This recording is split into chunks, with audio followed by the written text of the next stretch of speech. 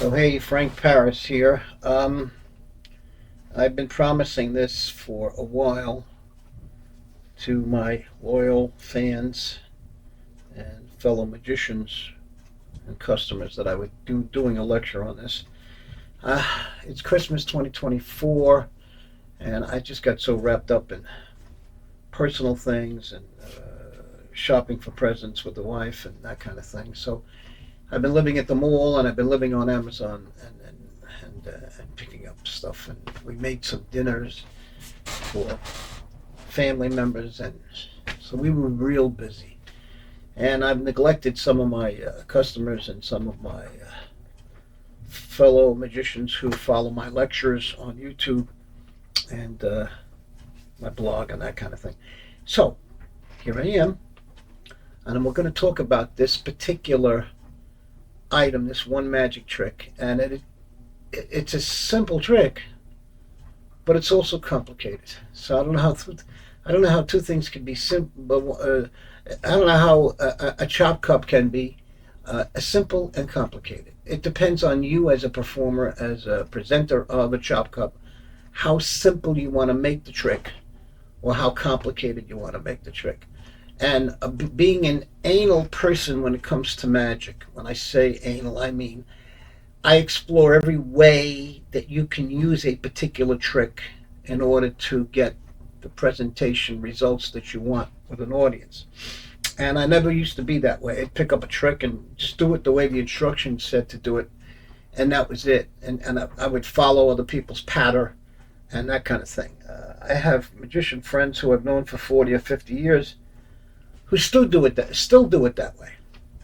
But I always try to take whatever prop I'm using, and mostly they're my props. They're props that I've created, that I've invented, or that I've seen and didn't like and wanted to change, and made the spin and put my own spin on.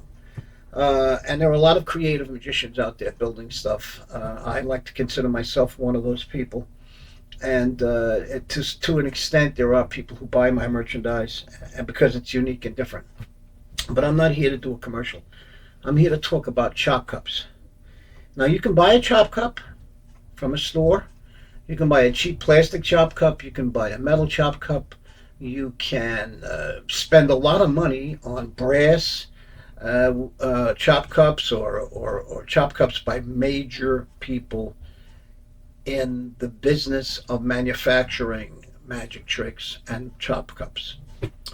I've had experience in my 60 years as a magician, and a lecturer and a performer, and every genre of magic you can think. I was into coins, I was into cards, I was into illusions. So I've done everything. But I'm always searching for something new. And with chop cups and with certain magic tricks that you perform on stage, you want to be different. You want to be different from other magicians. And I don't want to make this a long-winded explanation of me or what I do, or my performances, that thing. I'm going to make some key points with chop cups that I think are important. One of the things I don't like about chop cups, and this is something that other magicians fail to realize. Some of the magicians, not all of the magicians, but some of the magicians that I see doing chop cup routines on YouTube. Okay, you can see the steel. Well, you're a magician. You know this is coming. You know that the magician is going to reach into his pocket and exchange the small ball for the big ball. He's going to show the ball underneath the cup, say it didn't vanish. All right, and as he picks up the cup, he drops the ball into the bigger ball into the cup, puts it down, takes a little ball, and sticks it in his pocket, and then uses some kind of a line like, "Gee, I was doing this trick and I fooled you, but I don't know where this big ball came from, or baseball, or bowling ball, or whatever the heck he's doing, whatever kind of production he finishes with a finale." So the big problem with me is, yes, I'm a magician and I know the chop cup routines, and I know how you can misdirect people, but it's not enough. It's not enough to just misdirect people doing a chop cup. So because eventually they're going to catch on. Somebody in the audience is going to catch on. You have to come completely out of left field with your loads, your finale loads and that kind of thing, and your presentation. Completely out of left field. Or think not just outside of the box, think outside of the planet to do these things. And I've come up with a couple of ideas which I think will be helpful to you guys. All right. And I'm also going to talk about products that are out there that you can use to do this misdirection, which is thinking outside the box and fooling your audiences and maybe fooling magicians too. I'm not saying you're always going to fool magicians, but just being able to fool a couple of magicians during a lecture that you're doing. I'm going to be doing a lecture in Paris in 2025 for the Muséum de Magique, which is a very prestigious magic museum. And my friend, who is the owner, director, curator, whatever you want to call him, he's invited us to come out to Paris, and I'm doing some other lectures in other countries. But he invited us to come to Paris to do a lecture there. And I don't charge for lectures. I don't charge for lecture notes. Props, everything I do, I give away for free. I don't charge anybody anything.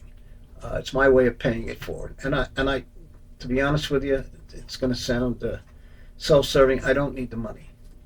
So the first point I want to make is, when you do a steal, okay, a lot of magicians will tell me, if we get into a conversation at a magic convention, well, I'm going in my pocket to put the ball and I'm stealing the other ball. Okay? And then the ball is going into the cup when I use a little misdirection. Not everybody is looking at the misdirection part of it. Some people are making sure that your hand is in your pocket and leaving that little ball and not taking something out. And especially if you have a move where you want to take out a finale ball and you pull this out of your pocket, okay, and you have that there and you do this, and then you do this. That's weird. Honestly, that doesn't look right. And if you go into your pocket and you say, okay, the cup is empty, all right, now you go, I want you to give me that ball over here. I'm going to place it in my hand. I'm going to turn the cup over. Now, is the ball in my hand? Is it in my pocket or underneath the cup? So maybe you got away with this with 60% or 40% of the magicians. Of course, it's not here and it's not here, so it's got to be under here. This may be the finale ball. This may not be the ball, finale ball, whatever it is. And then a lot of magicians will, so I'm going to take the ball. I'm going to do this. They do a French drop. They show the ball is empty, and they say, oh, the cup is empty too. So I wonder what happened to the ball.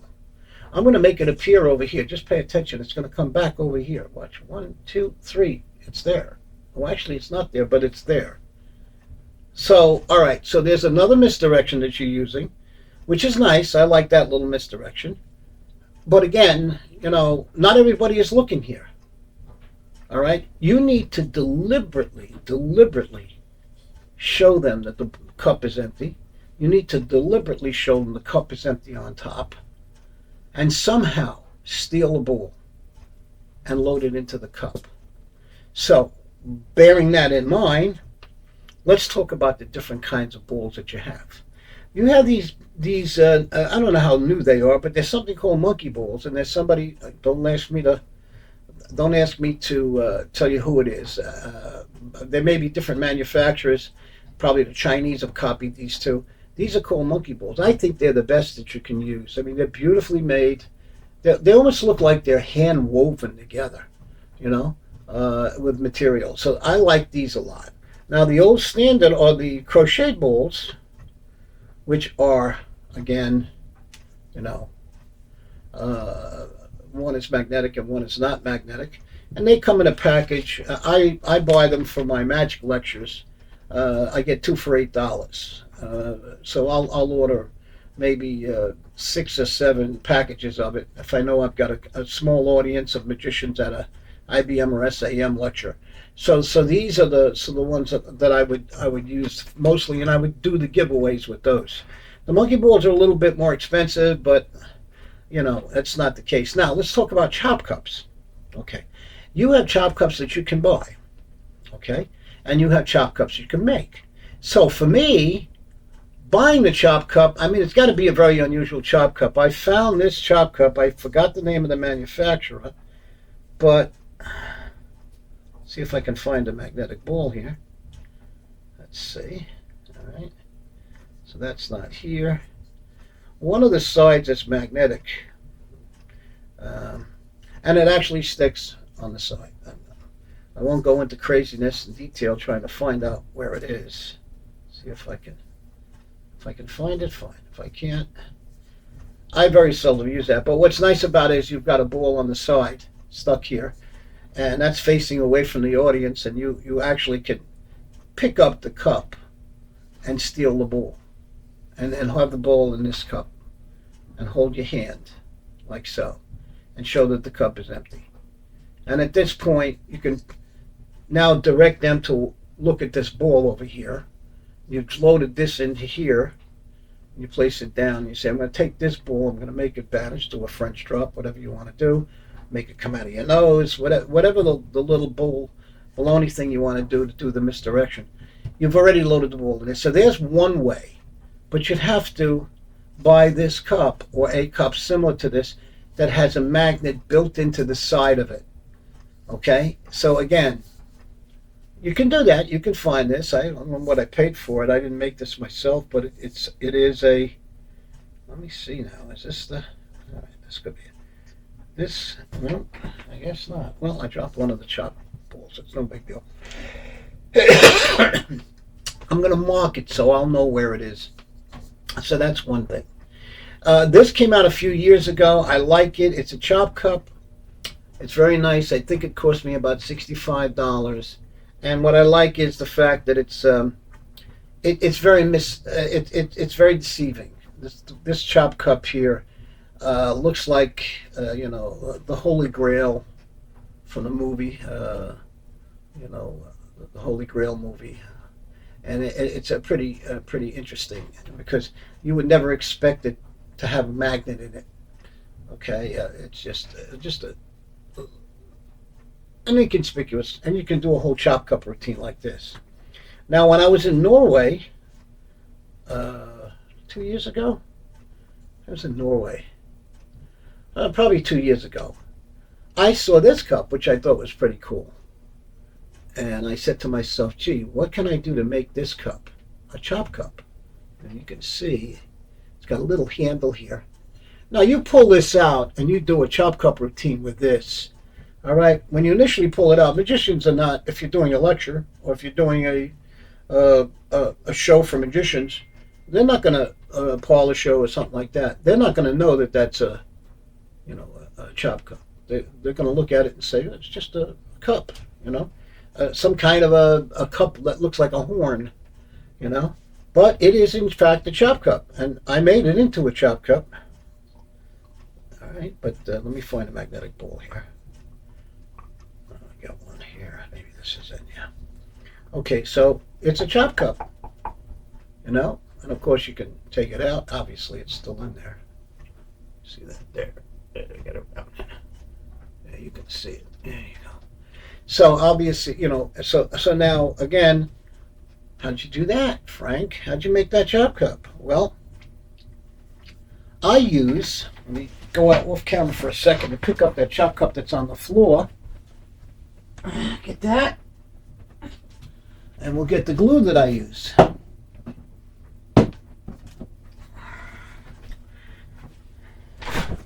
This had a lip. Okay? Not a big lip, but it had a lip. And I mixed some JB Weld epoxy. This is 2-ton epoxy. It's 5-minute epoxy. 2-ton epoxy. And what I do to do that is I get all those Amazon boxes. Okay, and they come in with props that I buy or things we need around the house. And I cut off pieces of the cardboard like so. And I would take a drop of the JB Weld, the one part of the epoxy, and I would squeeze it onto the piece of cardboard. And I would do the same thing with the other epoxy chemical uh, stuff and mix it together, and then I would stir it with a pop stick. Now, normally I like the skinny pop sticks. You know, the one you go to Starbucks and you see they have these skinny pop sticks, but sometimes I can't find them, so I'll go and I'll order the regular pop sticks and just break it in half if I want a skinnier piece.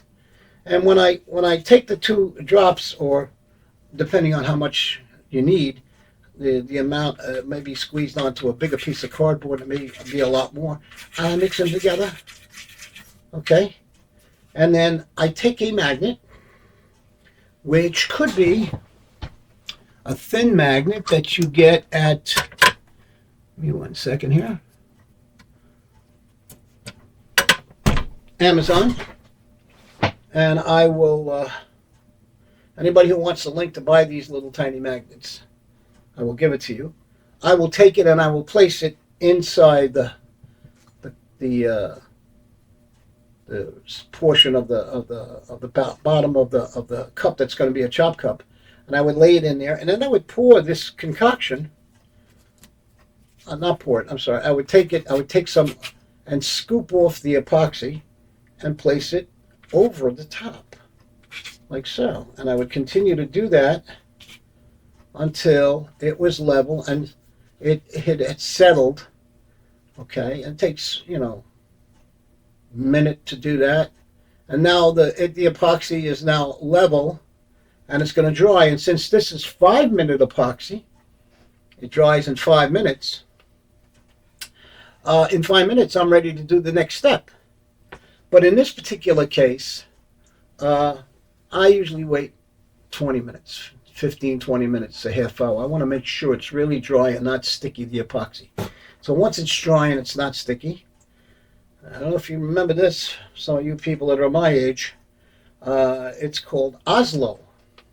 Oslo, O-S-L-O, Oslo. And you say, well, what is Oslo? Well, you know what it is? When I was growing up, all of the appliances in the house were white. They were white. The refrigerators, the stoves, they were all white. At least the refrigerators were, from what I remember.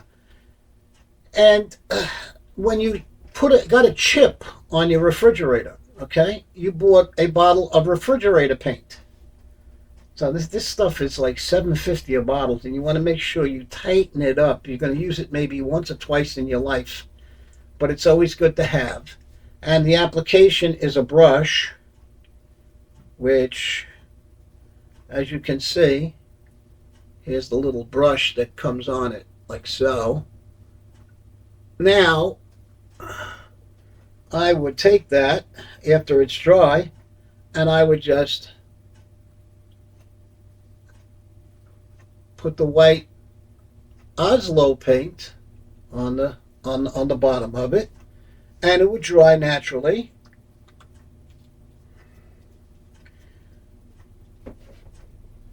And I have a chop cup. Okay, I have a chop. Whoops. I'll get it. Hold on a second. Let me bend down and get it. This is unrehearsed, unscripted, so it's going to be errors. But errors are fun too. So now I would wait for that to dry, and now I have a chop cup. I have a chop cup which does the same thing a regular chop cup does. Okay? I got my hands up. Is it in here? Can't be here. Gravity would have made it fall. Whoops. And of course you do your whole routine with the chop cup. But let's get back to the misdirection part of it.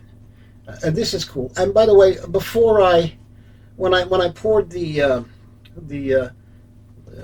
JB Well mixture, the 2-ton epoxy on this, okay, it was a little rough, so I sanded it with, don't use steel wool, use sandpaper, triple O sandpaper, and got it nice and smooth. You don't even need it nice and smooth. And most people, when they look at this, they don't pay attention to it, you know? Now, you could do that with a coffee cup. I remember driving through the South and stopping at a couple of Waffle Houses, with my wife when we were driving to some vacation somewhere, and I would buy the coffee cups from the Waffle House, and the coffee cups in Waffle House were mugs, and it had the same kind of a lip, kind of a, not so much pronounced as this, but it had a lip, and I would go and buy one or two of the cups. Maybe they were $5 a piece, $3 each, whatever they charged me. And the people look at me weird. Well, why do you want to buy a cup? But Waffle House does sell their cups. You got Waffle House fans, and because they want to have a Waffle House cup in their house when they have their coffee in the morning. And I would buy those, and then I would go to the hardware store in New York. We have Ace Hardware. I'm sure it's around the country somewhere else. And I would match the sample paints that you could buy. You could buy a sample bottle of paint. I would get a paint sample piece of paper, and I would try to match it up to the Waffle House cup. And then I would get that and say, how is this going to dry? Is it going to dry lighter or darker than the cup? And I would show him the cup. And he goes, what the hell are you doing with that? And I wouldn't even go into it. I'd say, just for something that I want to do. And he would say, it's going to dry exactly like it, or it's going to dry a little darker or a little lighter. It really doesn't make a difference as long as it's not totally outrageously different, not to call attention to it. And again, I would do the epoxy procedure with a magnet in the center, and I would get the same results, But I would buy the sample paint now, not the Oslo, which is this stuff, refrigerator stuff. And this is not exactly white. It's like an off-white. But nobody's going to pay attention to this, really. You're really not going to pay too much attention to that, because the trick is not about the bottom. Okay? So, again, I'm rambling on. Now, the other alternative, okay, in using chop cups, we're not talking so much about productions and vanishes and presentation and misdirection, which we'll get back to. But another thing about making chop cups, you don't have to make a chop cup, okay? Or you don't have to buy a chop cup and add your own magnet to it and pour all the epoxy and everything into it. This is a chop cup. Look at that. Take a look. That's a chop cup. Well, you say, that can't be a chop cup. It's a chop cup. Well, what do you mean? How did you make that? Oh, well, okay. First, let me show you it's a chop cup. Let me get a chop cup bowl so I can show you.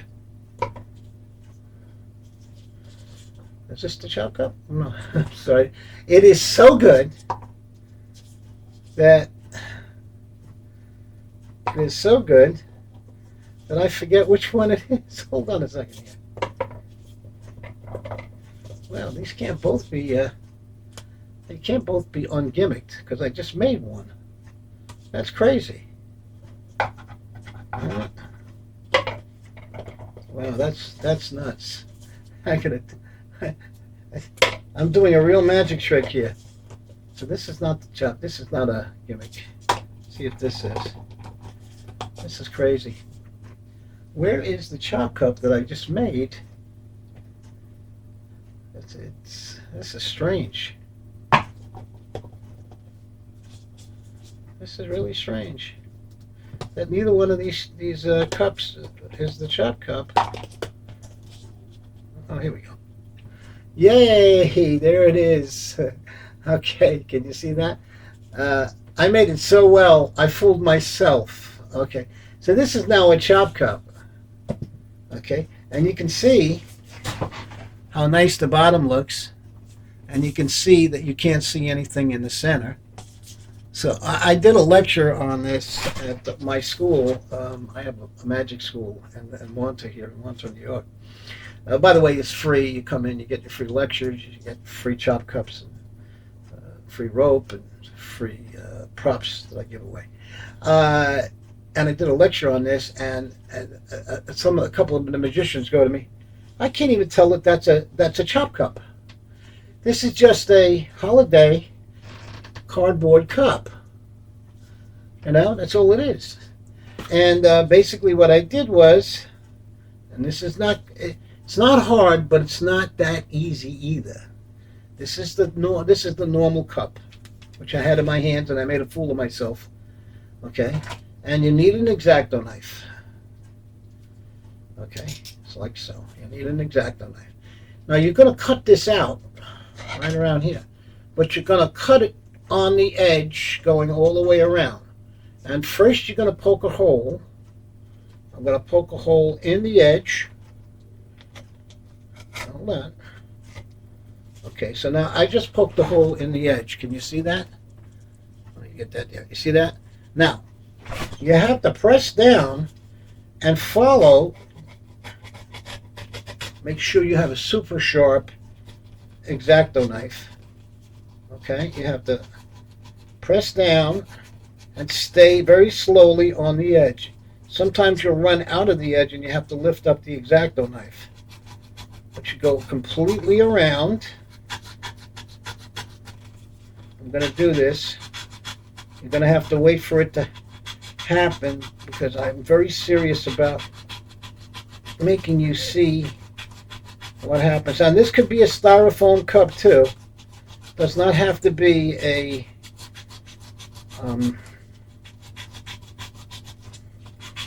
you're going to keep this blade, which is flexible. Get the skinny X-Acto knives, these skinny cutters. Okay, so there we go. I've cut it. Okay, so now there's a little blemish on that. I'm going to get a scissor. See the blemish? Because I wasn't totally careful and I didn't go slow. And I'm just going to cut that off. Okay, so that's off. So that doesn't look exactly round. But you want to know something? Where's that other cup? Well, we'll use this one for a second. This is my chop cup. If I place this in here, it's a little bit bigger. A little bit bigger, you can see. A little bit bigger than the bottom. So I can trim off this edge here a little bit. All right, I can trim off a little bit. All right, where's that scissor? Here we go. Trim it off just a little bit, make it round again a little bit. So now I've trimmed off that little bit piece. And now when I go to stick this in here, I'm going to put my magnet in the center. I'm going to get some rubber cement or contact cement. You don't need to use the JB Weld for this. A little contact cement, and I'm going to put it in the center of the magnet's going to go in the center of the cup. All right, so this magnet will go in the center of the cup, and then I'm going to, you make believe the magnet is right here. I'll actually make a mark so you can see. Whoa.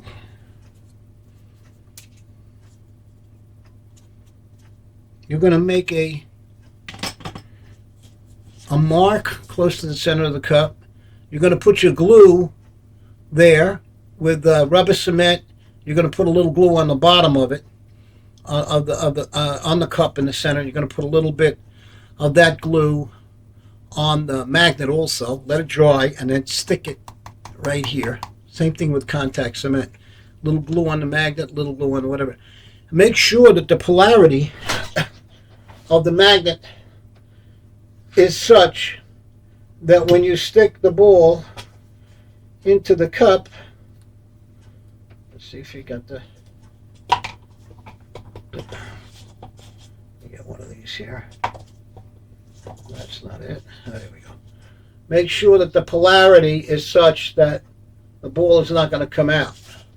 So you want to make sure that when you put the magnet, if the magnet in the ball is south, then you're going to take the magnet and put the north portion of the magnet in the center of the cup. Stick it on there, and take this.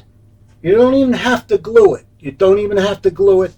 Just push down on one side, and it'll come in and fill in the whole piece. And you will have your own chop cup. I'm not going to do that with this one now. Okay, so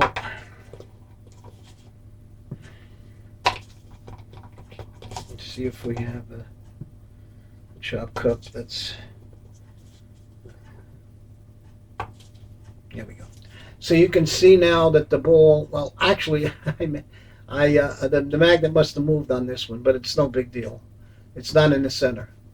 But, you know, if you're doing a chop cup routine, like so, you know, and you want it to be in the center, it can be in the center. Just make sure you put the magnet on that center dot, okay? And then put a little glue on top of that, wait for it to dry a little bit, and then take your cardboard and stick it in here. Same thing with the styrofoam cups, okay? Same thing if you're going to use a styrofoam cup. You could literally be drinking a cup of coffee and then do a chop cup routine with this. And if you want to make a mug, you want to make a Waffle House mug or something like that, you can do the same damn thing. You know, and the epoxy is really there to give you a foundation for the magnet to stay in one place with the epoxy. And I would use the epoxy on porcelain. I would use the epoxy on a chop cup that's made out of a mug or something like that. You want a depression in the bottom of it, though. You do want a depression in the bottom of the mug. You don't want it to be flat. You want there to be a depression because the epoxy, the JB Weld epoxy combination mixture that you'll mix, okay, is going to go in the center, all right, and it's going to cover the complete area inside, and it's going to be enough to cover the magnet. Don't worry about the magnet being seen because you're going to cut another piece of this material out and put it on top. Okay, so that covers the magnet. You don't see the magnet when you take your knife and you gently go all the way around. Now, my suggestion is after you poke a hole to make your chop cup, go to the center of the blade that you're using on this size blade, and you can find these things at Harbor Freight. You can find them on Amazon. You want to go to the center where it's the sharpest, and then just after you poke the hole, stay in the center, like, you know, going all the way around it in the center slowly. All right, and again, if a little tiny piece comes off, or it's not exactly flat, just take your scissor and trim around the side of it, like, you know, do this. I don't know, just trim around the side of it. So now you'll see there's some pieces there. You see some pieces there that are just sticking out. You can literally just trim a few of them, go around and trim a few of them like so. And then when you go to put this on the cup and push it in, you will literally, I mean, you got to be like this in order to see that the gaff, all right? So if the magnet is stuck over there, and then you put this piece in there, literally, it's going to look like, where's my other chop cup? Oh, here it is. It's going to look like this. I just put a black mark on there, which I shouldn't have done. But now I can take this piece, look, and I can cover it up. So that's going to go in there. And literally, all right, I forgot to trim over here. Well, but I can run my fingernail across it. All right, so it's not perfect, that piece, because I screwed up. But, I mean, literally, you would just, I should have turned it the other way. You would have a pretty much normal looking chop cup. I'll pick that up again. Now, again, you can glue this down if you want. Make sure it stays on there. Make sure it stays on there if you want. So I'll just do it the other way. See what happens now. Yeah, see, now that's much better.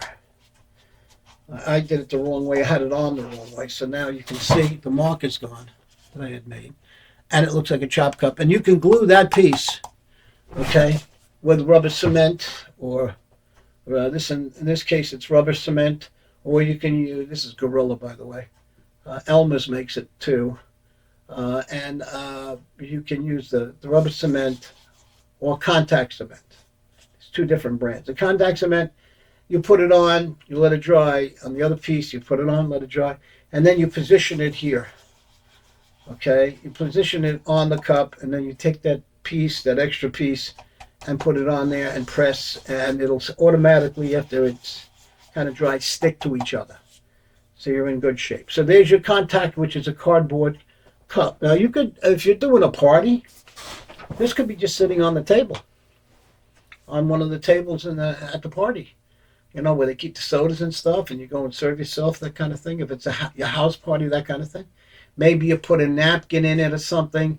People think it's used or something like that, just so nobody touches it. You know, and they'll start using your chop cup. You make two. You know, always make two. And again, let me get back to the chop cup balls for a second. These are the monkey balls, as I mentioned to you. These two balls came with this cup. It came with this cup here. This one here. That's what these two came. One's regular, one's not. Now, another thing. The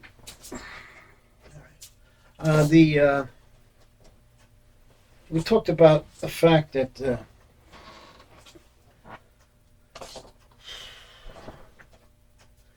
one of the things that my pet peeves about chop cups is the steel. When you go to steel, you could do a body steel. You know what I'm saying? It doesn't have to be a steel with where you're going into your pocket and switching out something. All right, it could be a body steel. Let's talk about a body steel. When I go to a lecture, I usually give these things away. I'm going to be in May. I'll be in Paris for the lecture, and I'll be in Greece. I'll be in Athens, and I got two lectures there in Greece and Athens. And my wife and I are going to go doing some sightseeing and that kind of thing.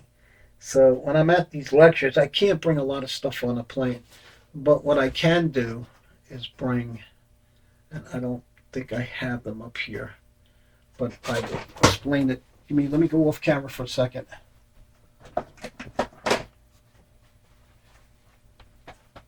Okay. Okay. I can do a body steel. So you say, well, what do you mean by a body steel? All right, I'll explain this in a second.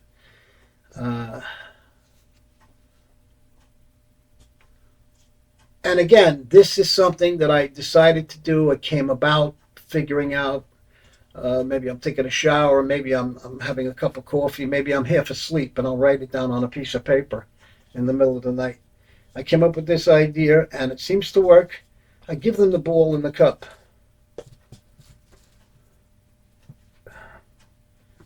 The audience gets the ball in the... Is this it? I don't know what it is. Okay. Let's see, it's this one.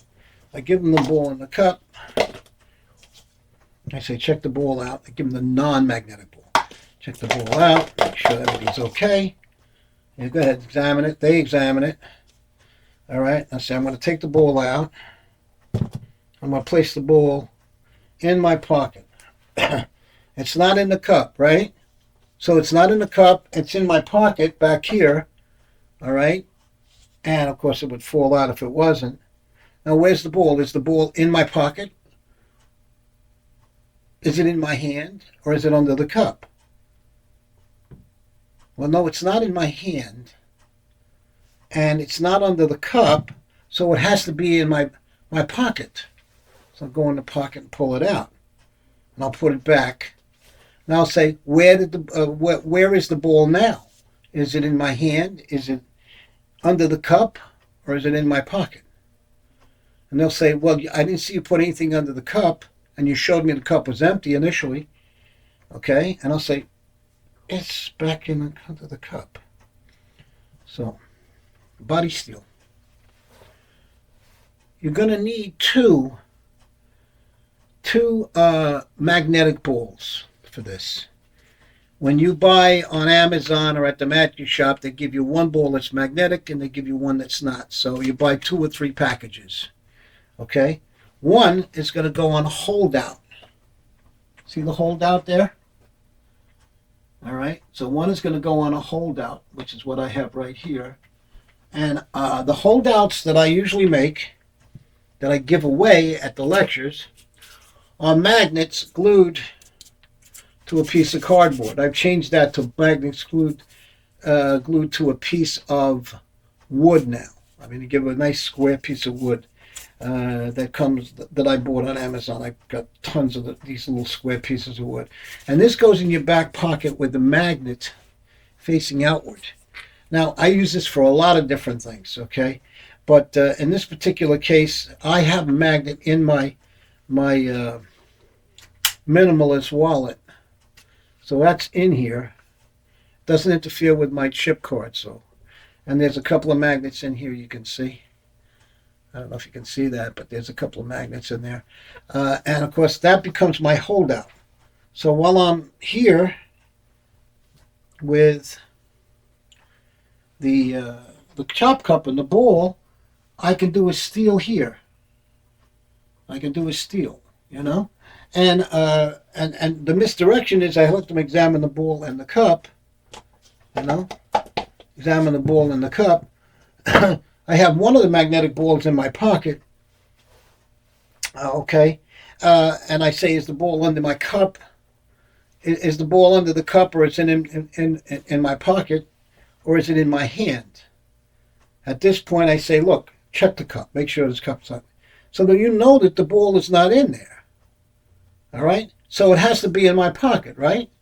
You know that because if I go into my pocket back here, I just dropped the ball in, by the way.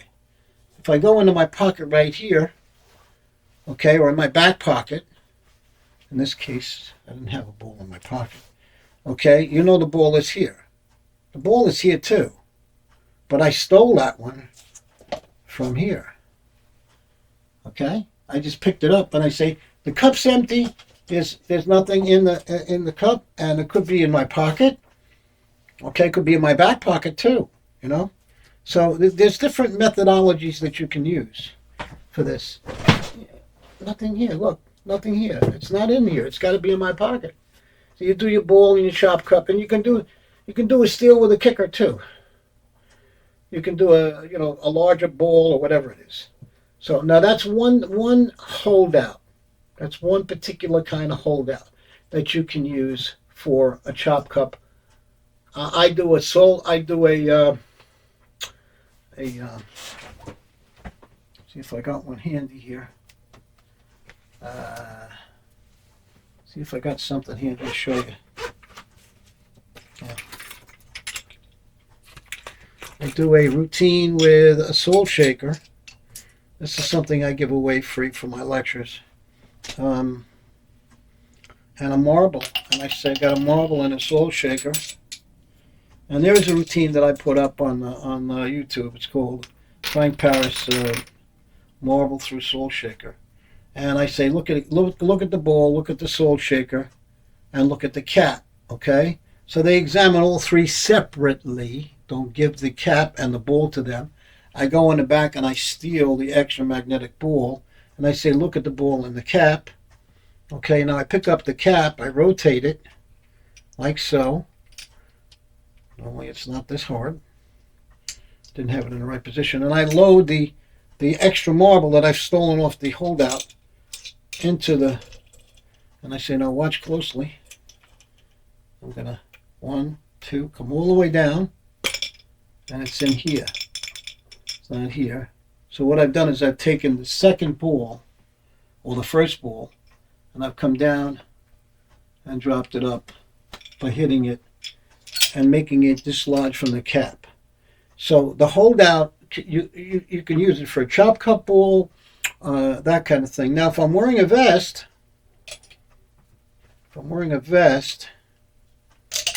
let's leave this in here now for a second.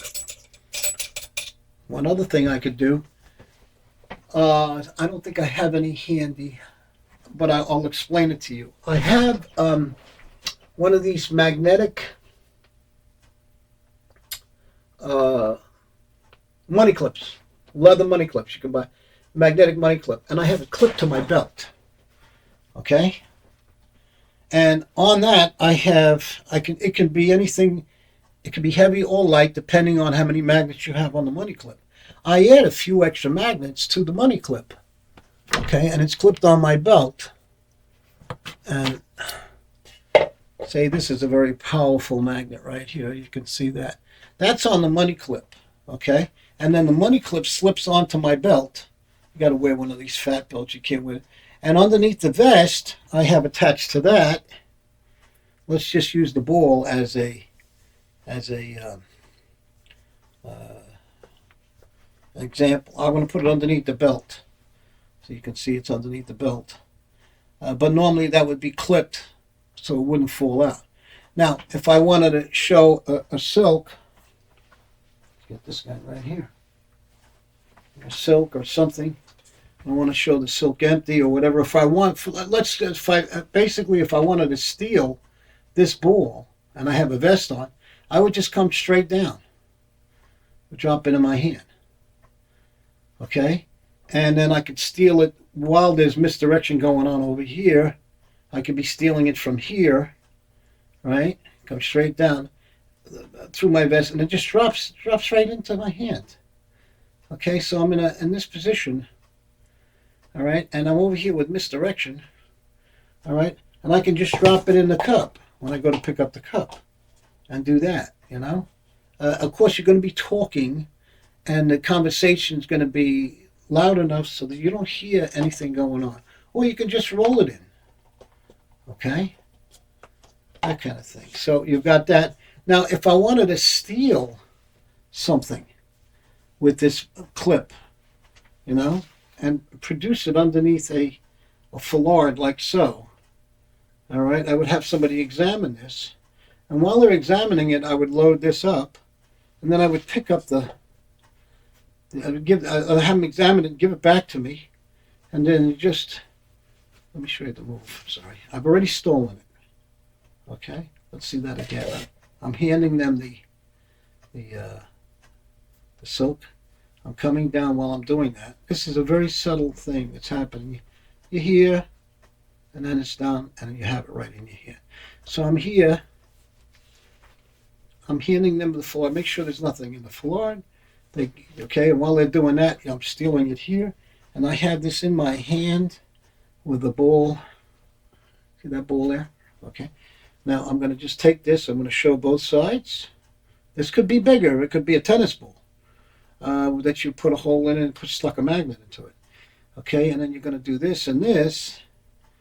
1, 2, 3, and then I'm going to just take it, drape it over my hand, pull it forward, and there's the ball in my hand, or whatever you want to put on there, and so, of course, this is a money clip, and those magnets are attached, the extra magnets, because there's a money clip these leather money clips come with a magnet.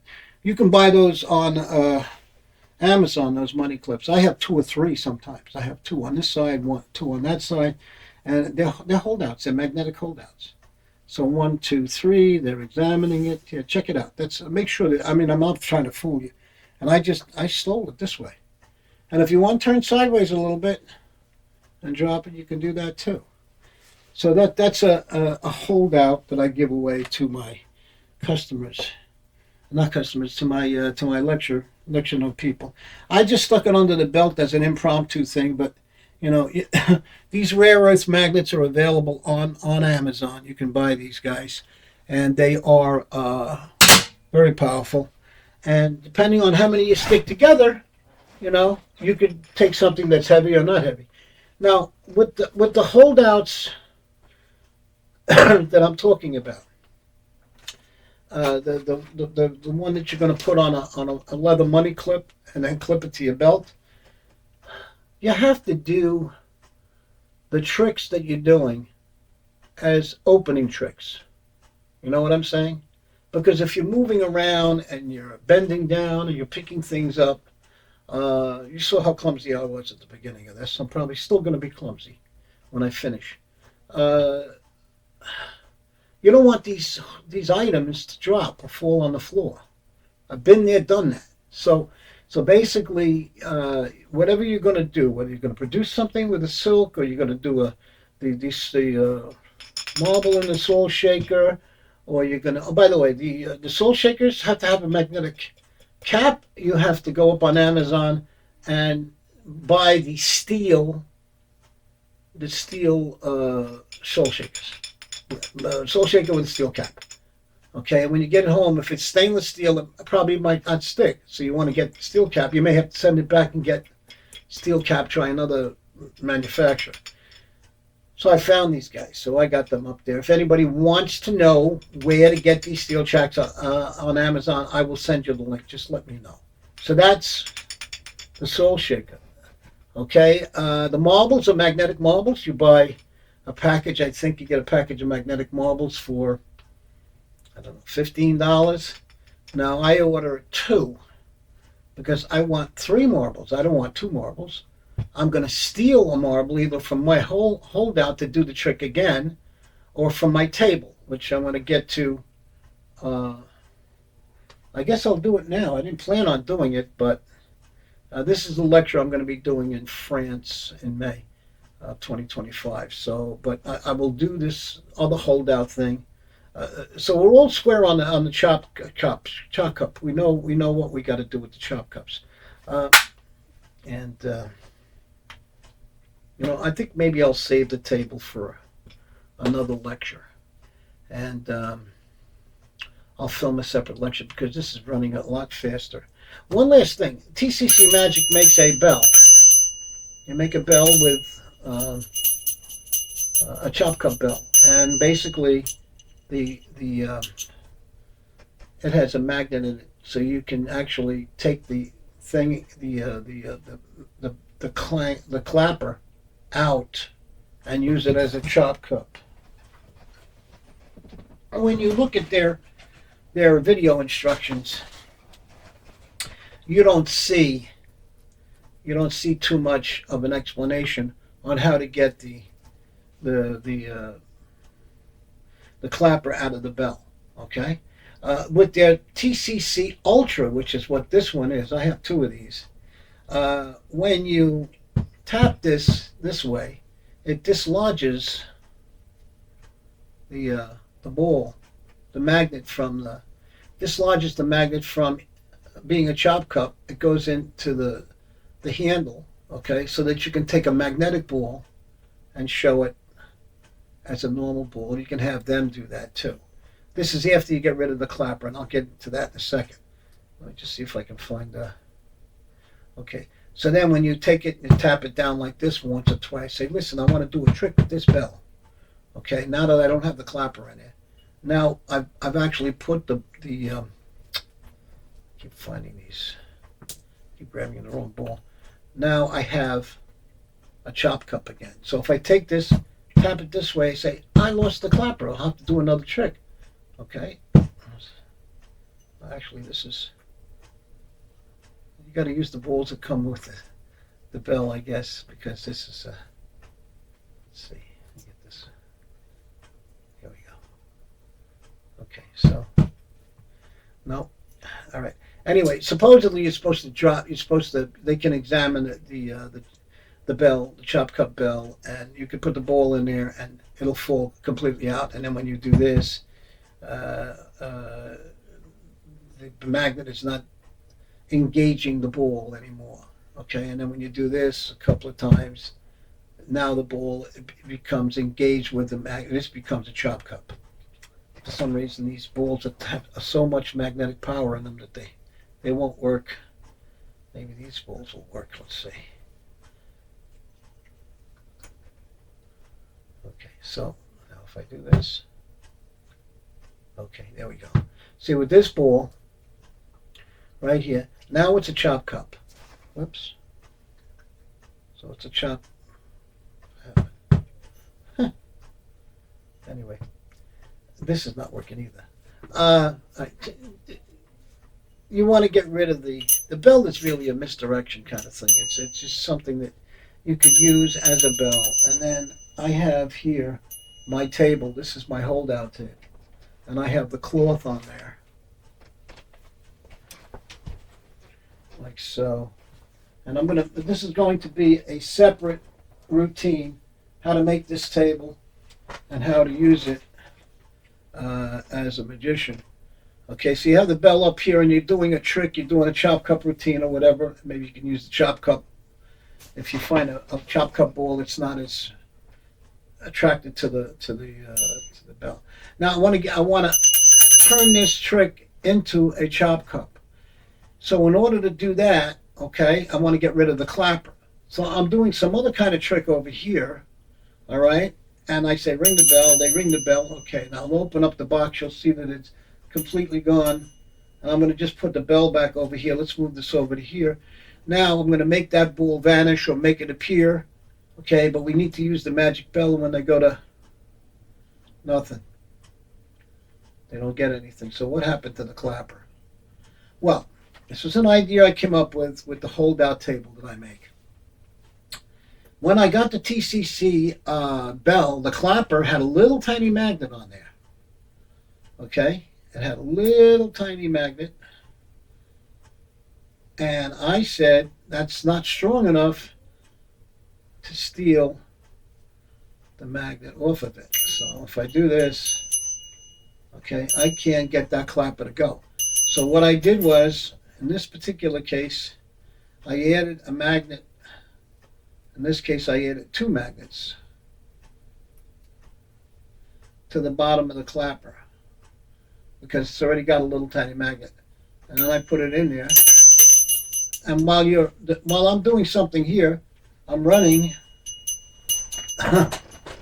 the magnet, the bell, this way, bringing it up and putting it over here. So it is actually taking the, this is usually epoxy, I got epoxy, the extra magnet on there. So, but underneath, the audience is here. I'm doing a trick. I call attention here to the trick, and then I just bring this up very slowly. And I've actually taken the clapper out of, let's see that, out of the bell, and now I can go into a chop cup. I said, well, let me, oh, actually, we lost the audiences here. We lost the clapper, so I can't do that trick anymore. I'm gonna have to do another one. And then you do your chop cup routine with the ball and the, so you can do, again, this is a chop cup. The magnet's supposed to disengage when you do this, and the ball is supposed to be able to be used as a normal ball, and you're supposed to be able to hand it to a spectator, that kind of thing. So again, this is a magnetic holdout table, which I'm going to do a separate lecture on. You'll see it on my profile page in Facebook, and you'll see it on my YouTube channel, Magician Frank Paris Holdout Table. It's not, I haven't filmed it yet. I will do that, okay?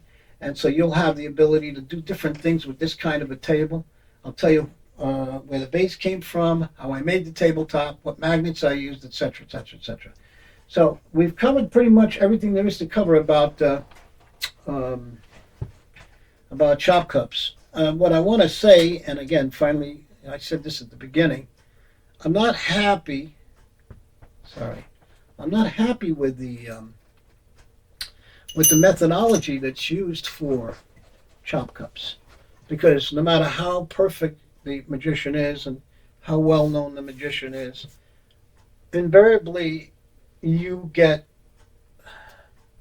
somebody watching it who sees you do the steal. And you say, well, you can always catch somebody figuring out how you do things. That's right. But I strive always to fool magicians. That's my barometer. If I can fool a magician, now I know I fooled some of you guys in the audience when I did this. I know that. No way I didn't fool you. I told you what I was going to do up front. But if you were sitting in front of me in the audience, you wouldn't know where the hell that clapper went to. You would have no idea where it went. So what I'm trying to say is that's an accomplishment for me when I fool magicians. And I've been trying to fool every trick I do, I try to see if I can fool a magician. Not all of them, obviously I'm there to entertain an audience, so I'm not going to overcompensate for a magician being in the audience or doing a lecture. But a lot of times I have magicians come back to me after I've done a lecture and say to me, gee, I never knew that, or I'm totally surprised, or you fooled me, that kind of thing. That's what makes me feel good. you know. Aside from getting a standing ovation from an audience, I mean, that's the thing that makes me feel good about my presentation, coming up with ways to, and again with the chop cup, you know, there's just so many ways that you can load the cup, but most of the ways that you load the cup, and I'm going to mention one name. I'm going to tell you that if he was in my presence now, I would bend down and kiss his ring, okay, because he is fantastic, he's amazing, and he's fooled me. His name is Johnny Ace Palmer, and he does a trick with cups and balls, and at the end there are three chicks underneath the cups.